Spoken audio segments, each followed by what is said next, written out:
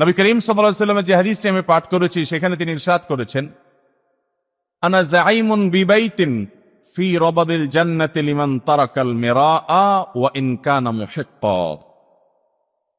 যদি আল্লাহর কোন বান্দা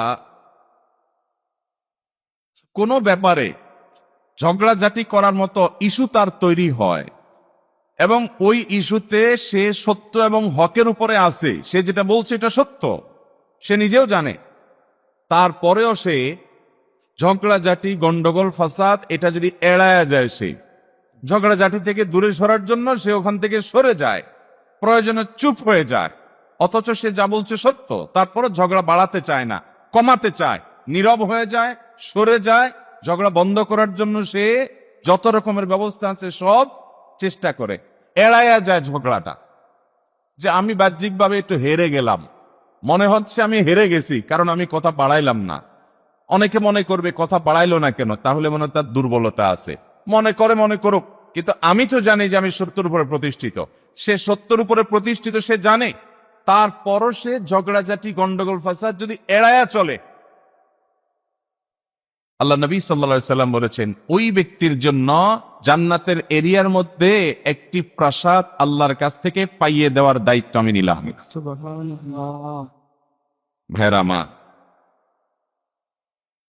আপনি যখনই কোনো গন্ডগোল ফাসাদের মধ্যে পড়বেন, অনলাইনে অফলাইনে ফেসবুকে সরাসরি যেভাবেই হোক, আপনি একটা কথা বলছেন, আরেকজন আপনার কথার পাল্টা আরেকটা বলছে, তর্ক করছে আপনার সাথে, আপনি দেখলেন যে আমি এখন যদি জবাব দিতে যাই কথা বাড়বে, বাড়তে বাড়তে বিশ্রী একটা সিচুয়েশন তৈরি হতে পারে, থাক আমি হাসি মুখে কিছু না বলে অন্য কথায় চলে গেলাম, অন্যদিকে চলে গেলাম।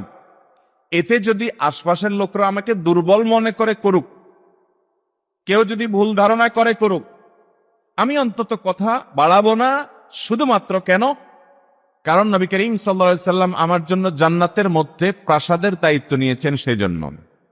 এইরকম যদি করা যায় ভাইরা আমার, সেটা হবে ঈমানি পরীক্ষায়, তাকওয়ার পরীক্ষায় উত্তীর্ণ হওয়ার নামান্তর। মুশকিল হলো ইবলিসকে নিয়া। ইবলিস আপনার মনের মধ্যে ওয়াসওয়াসা দিবে, বলবে যে মাথা ঠিক আছে তোর, তুই এখন যদি চুপ থাকস, তুই যদি জবাব না দেস, তাহলে এরা সবাই মনে করবে তুই বোগাস, তুই ভুলের মধ্যে আসস, তাহলে মানুষকে তোর সম্পর্কে ভুল ধারণা দিতে দেওয়া যাবে না, সত্যের পক্ষে লড়ে যেতে হবে। এই লাগাই দিল আর কি লেজগা। এরকম মন মানসিকতা আমাদের মধ্যে শয়তান তৈরি করে না, যে না চুপ থাকা যাবে না। অনেক লোক আছে দেখবেন, উনি বাতিলের আতঙ্ক আছে না, ফেসবুকেও বাতিলের আতঙ্ক, অনলাইন অফলাইনে সব জায়গায় উনি কিসের আতঙ্ক, কিন্তু দেখা যায় উনি নিজেই বাতিল। উনি বাতিলের আতঙ্ক নিজের মনে করে, অথচ উনি নিজেই কি। বিশেষ করে আমাদের তর্ক বিতর্ক যেগুলো আজকাল হয়, বেশিরভাগ তর্ক বিতর্কই হলো বেহুদা, আজাইরা, অযথা। এর সাথে আমাদের তেমন কোনো কিছু স্বার্থের সম্পর্কিত নাই। বিশেষ করে আজকাল যুবক পোলাপাইন দেখবেন যে এই দল না এই দল, তর্ক হয় না।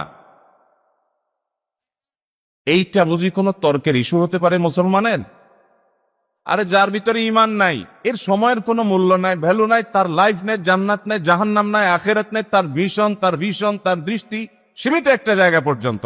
মুসলমানের দৃষ্টি তো অনেক দূর পর্যন্ত। শুধুমাত্র এই তথাকথিত খেলাধুলার আসর টাসর এগুলা না, এইগুলার সব গণ্ডি পেরিয়ে, জীবনের গণ্ডি পেরিয়ে, কবরের গণ্ডি পেরিয়ে, কিয়ামতে হিসাবের নিকাশের গণ্ডি পেরিয়ে, সমস্ত সিরাত মিজান সব গণ্ডি পেরিয়ে এরপরে হয় জান্নাত নয় জাহান্নাম।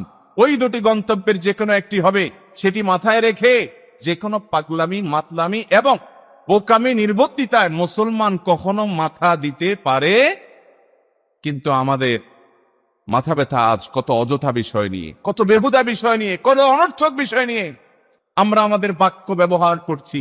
আমাদের কিবোর্ড মধ্যে আমরা আমাদের টাইপ করছি, সময় নষ্ট করছি, আমাদের মাথাগুলো নষ্ট করছি, বিতর্ক বর্ষা করছি। কি নিয়ে? এমন একটা জিনিস নিয়ে যে আল্লাহর জমিনে এর চাইতে আরেকটা বেহুদা জিনিস খুঁজে পাওয়া কঠিন। ঠিক না বেঠিক ভাইরা আমার? মুহতারাম হাজরিন, অনেকে আবার বিতর্ক বর্ষা করেন দিনের নামে। হ্যাঁ, দিনের নামে বিতর্ক বর্ষা আপনি করতে পারেন। আল্লাহ তাআলা কোরআনে কারিমে আহলে কিতাবদেরকে বলেছেন, ঈমানদারদেরকে বলেছেন, আহলে কিতাবদের সাথে যদি তোমাদের বিতর্ক বর্ষা করতে হয় তাহলে বিতর্ক বর্ষা করবা বিল্লাতি হিয়া আহসান, সর্বোত্তম উপায়ে, সর্বোত্তম সুন্দর উপায়ে। তোমার বিতর্ক থেকে আতরের গ্রান, ফুলের সৌরভ ছড়াবে। তোমার বিতর্ক থেকে নোংরামো, দুর্গন্ধ, বাজে কথা, অশ্লীল কথা, কোন মুসলমানকে আক্রমণ করে কথা বলা, কোন আহলে কেবলাকে তুচ্ছ-তাচ্ছিল্য করা, তার সম্পর্কে জাজমেন্টাল মন্তব্য করে নিজের ঈমানকে নষ্ট করার মতো পাগলামো, এরকম হেয়ালিপনা, এরকম নির্বুদ্ধিতা, এরকম দায়িত্ব জ্ঞানহীনতা কোন জান্নাত প্রত্যাশী মুসলমান করতে পারে। কিন্তু আমরা রাত দিন দেখবেন অনেক ভাইরা আছে আমরা এই কাজগুলা করি, ঠিক না বেঠিক? ভাইরা আমার, ডক্টর খন্দকার আব্দুল্লাহ জাহাঙ্গীর রহমাহুল্লাহ বলতেন, আমরা হুজুররা গন্ডগোল করব, একজন আরেকজনের বিরুদ্ধে বলবো, গোষ্ঠী উদ্ধার করব, আপনারা সাধারণ পাবলিক এগুলাতে জড়ায়া আপনাদের কি লাভ রে ভাই? আপনাদের লাভটা কি? আল্লাহর ওয়াস্তে যদি আপনি কোনো কিছুকে সত্য এবং সঠিক মনে করেন, অবশ্যই সেই সত্য সঠিককে আপনি ইতিবাচক ভাবে প্রচার করতে থাকেন। যদি কোনোটাকে অসত্য, বাতিল মনে হয়, আপনি সেটার বিরুদ্ধে অবশ্যই অবস্থান নেন, অবশ্যই অসৎ কাজের বাধা প্রদান করেন। কিন্তু আপনার সে বাধা প্রদান থেকে, আপনার সে বিতর্ক থেকে, আপনার সে মন্তব্য পাল্টা মন্তব্য থেকে ফুলের সৌরভ ছড়াইতে হবে। কারণ দিন শেষে আপনি মুসলমান, আপনি ঈমানদার, আপনি নবীজি সাল্লাল্লাহু আলাইহি সাল্লামের অনুসারী। নবীজি সাল্লাল্লাহু আলাইহি সাল্লাম তার কথা থেকে কখনো বাজে গন্ধ বের হওয়ার কথা কল্পনাও করা যেত না। খোলাফায়ে রাশেদার অনুসারী আপনি, আপনি সাহাবায়ে কেরামের আদর্শের সন্তান। আপনার বাক্য আলাপ থেকে, আপনার আলাপচারী থেকে বাজে কিছু বের হতে পারে না। এজন্য মুসলমান যদি কখনো কারোর সাথে বিতর্ক করা ছাড়া কোনো উপায় না থাকে, তো সেটাও করবে সর্বোত্তম সুন্দর উপায়ে।